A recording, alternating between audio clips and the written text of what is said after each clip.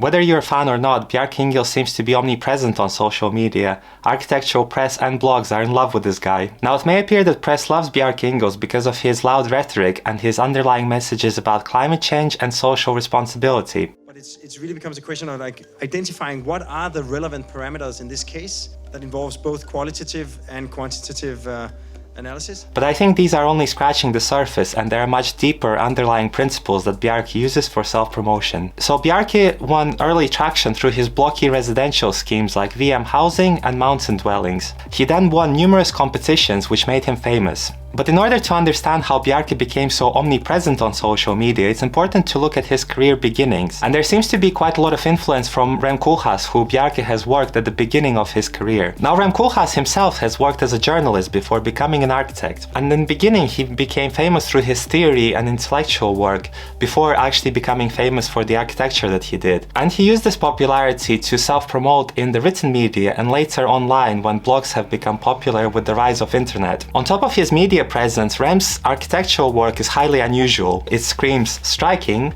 geometric, distinct, and bold. CCTV headquarters, Seattle Library, Shenzhen Stock Exchange, Taipei Performing Arts Center are just few examples of this. And when you look at Bjarke's work, it seems to be that there's a lot of self-promotional lessons and aesthetical and intellectual principles that he has borrowed from Rem Koolhaas. For example, there is very noticeable resemblance to Rem Koolhaas when Bjarke uses his rhetoric to describe his projects. Both architects are using bold ideas in combination with interesting observations about society and striking imagery. But there is a slight twist in how Bjarke presents his ideas compared to Rem Koolhaas. Now check out this clip where Rem Koolhaas uses information-heavy rhetoric to describe his ideas. Real preservation would be an art or a science that was able to maintain this condition over time and avoid the transformation of this condition into something much more recognizable. Bjarke, on the other hand, uses much more user-friendly and accessible language when presenting his ideas.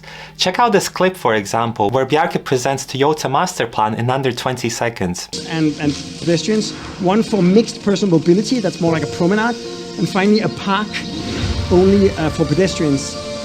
And then every third street varies and weaves in both directions, so you can actually walk through this entire city. Obviously, there is an intellectual dimension to Bjarke Ingels' work, but the way it's presented, it's much more playful and less intimidating than Rem Koolhaas's. Now, Bjarke also uses the aid of diagrams to explain his ideas, which makes his ideas ridiculously easy to understand and read. And media loves this sort of stuff because it makes it easy for them to draw public's attention to their blogs. Additionally, Bjarke is a very good salesman. He manages to describe his projects using a classical sales narrative arc, where he first of all defines a problem before offering a solution. Essentially, the things we make a lot of, they're getting better and more attainable, except for our homes. So the problem that he describes is basically almost like a villain in his story. The solution in his story arc is almost like an antidote to the problem. There's a huge potential to reimagine this entire process from end to end. Notice as well how he's offering benefits and not features when selling his solutions. So when you're walking into a neighbor home, you're not just walking into a home, you're walking into your home.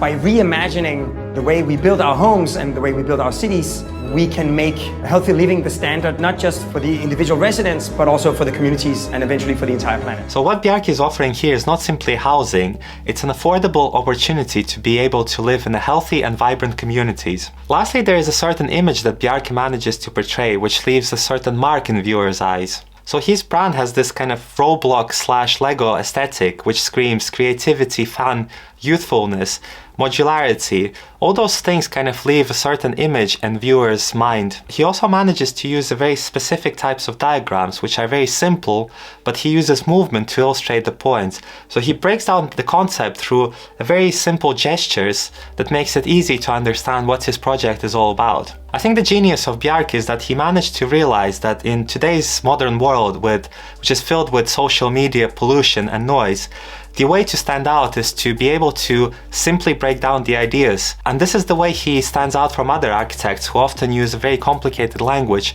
to describe their concepts. And if you want to learn more about Bjarke's ideas, check out this documentary that dives deep into his company's architecture. And check out this other video that I made on Norman Foster's career journey to understand what makes a successful architect.